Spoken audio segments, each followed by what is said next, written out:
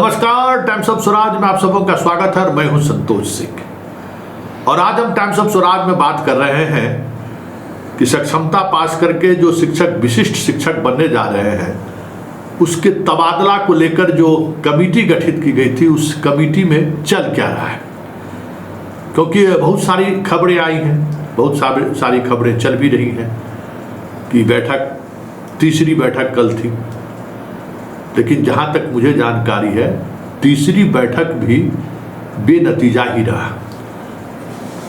आए, बैठे, चाय कॉफ़ी हुई, कॉफ़ी पर चर्चा हुई, फिर वो अच्छा ठीक है चलिए देखते हैं क्या हो सकता है। हाँ, पति पत्नी को तो कर ही दिया जाएगा, दिव्यांग है उनको भी देख लिया जाए, और जिनके परिवार में लोग असाध्य रोग से ग्रसित हैं अगर वो चाहते हो ट्रांसफ़र तो उनको घर के आसपास ट्रांसफ़र किया जा सकता है। मास लेवल पर ट्रांसफ़र की बात है तो उसमें बहुत तरीके की समस्याएं आ रही हैं। समस्या का क्या हल हो सकता है, इस पर अब अगली बैठक में चर्चा करेंगे। मतलब 3 बैठक हो गई, लेकिन जो मूल समस्या है ना या मूल जो टास्क है उस पर चर्चा ही नहीं हो पा रही है।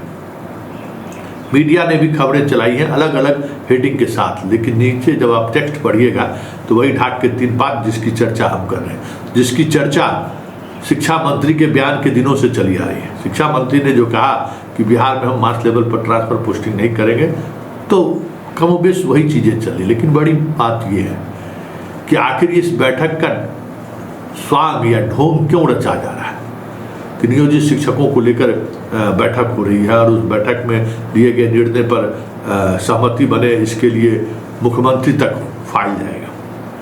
देखिए समस्या क्या है, जरा इसको समझिए। हम बार बार इस बात को लेकर कहते हैं कि शिक्षकों के तबादले को लेकर जो आप नीति बनाना चाहते हैं उसके लिए जो इच्छा शक्ति की जरूरत है, उसके लिए जो कमिटमेंट की जरूरत है, उसके लिए जो एक कठोर प्रशासक के रूप में दिखने की जो जरूरत है, उसकी घोर कमी एस सिद्धार्थ और उनके साथ अभी जो काम कर रहे हैं उनमें है। वो पाठक था जो अपने तरीके से चीज़ों को वो इम्प्लीमेंट कर देता था, लेकिन सिद्धार्थ में वो कैपेसिटी नहीं है जो हम अभी तक देख रहे हैं। क्योंकि देखिए वो जो 5-10% जो है ना मास्टरवा, जिसको मास्टरवा कहते हैं, जो नहीं सुधरने का ठिका ले रखा है, उसको सुधारने की ताकत सिद्धार्थ में नहीं है, एकदम तय मानिए। और नीतीश कुमार चाहते हैं कि उसको सुधारा जाए और उसको उसकी हैसियत जताई जाए। ऐसे तमाम लोगों को जगह से गांव, जहां कहीं गांव में है उसको वहां से बाहर किया जाए। ये नीतीश इस बात को लेकर अडिग है, क्योंकि सारी समस्या की जड़ वही है। क्योंकि ऑफ द रिकॉर्ड एक बात हम आपको बता दें, सारे विधायक, सारे जनप्रतिनिधि इस बात के पक्ष में है कि जो शिक्षक अपने गांव में है ना, सबसे बड़ी समस्या वही खड़े कर रहे हैं और उसको लेकर मुखिया से लेके विधायक, सांसद तक सरकार को अपनी बात रखते आ रहे हैं कि भाई उसको हटाइए। बिना उसको हटाए हुए सुधार नहीं हो सकता है। हाल के दिनों में जो डीएम डीडीसी को जो अधिकार दिया गया है, तो पंचायत सेवक से लेके डीएम तक के भी दिमाग में यही चीज़ है कि जब तक ये जो 10% 5% जो गांव में मास्टर सब बैठा हुआ है, मास्टरवा सब, जब तक इसको नहीं हटाया जाएगा तब तक नहीं किसी को पढ़ाने देगा, न पढ़ाई का माहौल बनने देगा। लेकिन पर्दे के पीछे में जो कोई बोल ले, किसी विधायक, किसी सांसद और किसी मुखिया की हैसियत नहीं है कि ये मीडिया में आकर बयान देने, क्योंकि वह सब प्रभावशाली तत्व है। किसी न किसी तरीके से नौकरी में बना हुआ है, डिग्री फर्जी क्यों नहीं हो, आंख में धूल झोंक कर सिस्टम जैसे काम करता है वैसे सिस्टम में वो काम कर रहा है। क्योंकि देखिए बिहार में जो स्थिति है, या बिहार देश ही में ही कर सकता, अब तो यूपीएससी में हो रहा है तो छोटका मोटका मास्टर उस्टर को कौन पूछता है। देखिए जो प्रभावशाली लोग हैं ना, वो कोई भी व्यवस्था है वो अपना स्पेस बना लेता है। क्योंकि सब लोग जो आते हैं बाहर से, अधिकारी आते, चाहते हैं कि हम अपना टेन्योर पूरा कर दें। उसमें ऐसे जो 5-10% जो शिक्षक हैं मददगार साबित होते हैं, हल्ला हंगामा नहीं होने देंगे और आसानी से जो कट चाहिए, पैसे चाहिए, वो भी इनके माध्यम से पहुंच जाएगा। समाज में भी जो है सो हल्ला हंगामा नहीं हो, स्कूल में उसमें भी ये लोग ताकतवर, क्योंकि बड़े लोग हैं, कोई विधायक का रिश्तेदार, कोई मुखिया का रिश्तेदार, कोई IAS IPS का रिश्तेदार, कोई दरोगा का बीवी, तो कोई DSP का परिवार, मतलब जो इस तरीके का लोग है ना, वो किसी न किसी तरीके से प्रभावशाली लोग हैं, उसके रिश्तेदार नातेदार हैं, उस पर कार्रवाई करने में बड़ी दिक्कत है। तो यही समस्या है। तो क्या नियमावली बनाएंगे? लेकिन मुख्यमंत्री हैं कि उनको हटाइए, और विधायक MP भी है कि उसको हटाइए, जब तक हटाइएगा नहीं तब तक व्यवस्था बदलने वाली नहीं है। कि फोटो खींचने का व्यवस्था हो, के पाठक तो इतना जरूर किया कि जितना बाहर रहने वाले लोग थे सबको वापस तो गांव में बुला लिया, नौकरी तो जाने हो, चाहे वो विधायक एक बीवी का है नहीं हो, किसी IAS अधिकारी का रिलेटिव भी क्यों ना हो, वो तो गाँव के स्कूल में उसको पहुँचा दिया और फोटो खींच के तो परेशान कर ही दिया। अब ऐप वाली बात है, ऐप वाली बात में भी परेशानी तो है, ऐप की वजह से उनको सुबह शाम स्कूल आना पड़ रहा है। अब गेहूं और धान कटाई या बुनाई पोताई तो अलग बात है, लेकिन ये चीज़ें तो हो रही है।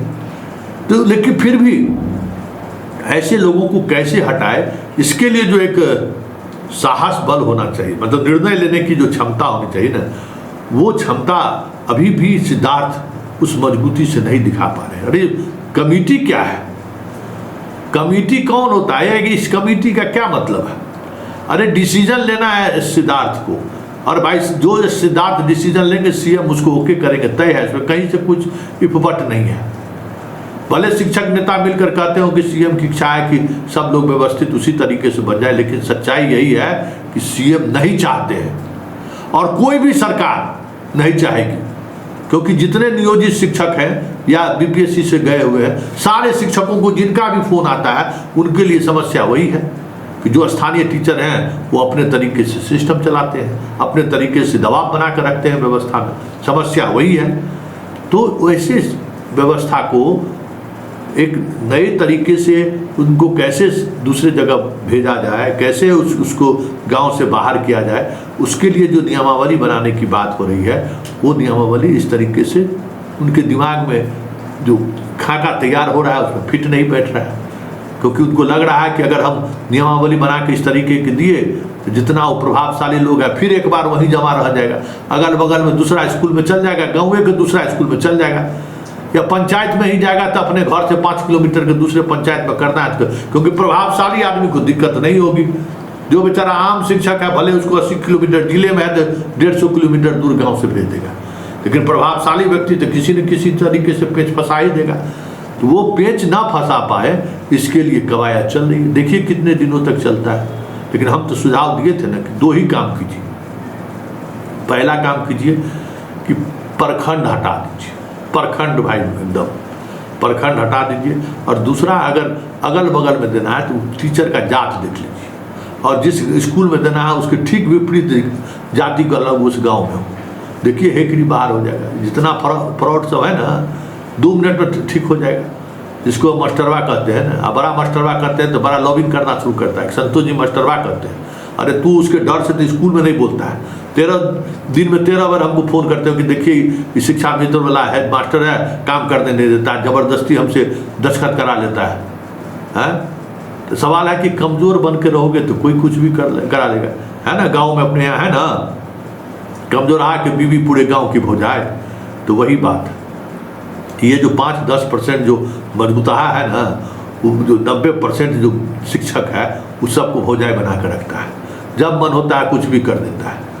तो इसके लिए तो थोड़ा टाइट होना पड़ेगा, विभाग को भी सोचना होगा। और कुछ नहीं है, निर्णय ले लीजिए, बात खत्म है। निर्णय लीजिए और इम्प्लीमेंट कर दीजिए, फिर वो अल्लाह होता रहेगा, चुनाव आएगा, विधायक का पैरवी, सांसद का पैरवी चलता रहेगा। लेकिन एक नियमावली तो बना ही लीजिए कि कोई भी शिक्षक, चाहे वो महिला हो या पुरुष हो, अपने घर पर नहीं रहेंगे, ये बना लीजिए। देखिए ना, समस्या का समाधान हो जाएगा। पंचायत बाहर कर दीजिए, समस्या का समाधान हो जाएगा।